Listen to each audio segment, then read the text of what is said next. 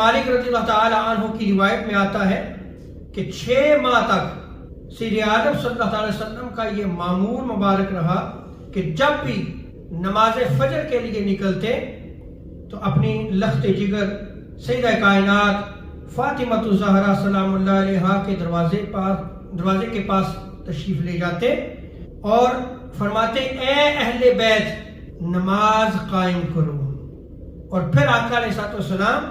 یہ آیت کریمہ تلاوت فرماتی انما یرید اللہ لیذھب عنکم الرجس اہل البیت ویطہرکم تطہیرا، کہ بے شک اللہ تعالیٰ یہی چاہتا ہے کہ اے رسول صلی اللہ علیہ وسلم کے اہل بیت تم سے ہر قسم کے گناہ کا میل اور شک اور نقص کی گل تک دور کر دے، اور بے شک تمہیں کامل طہارت سے نواز کر بالکل پاک اور صاف کر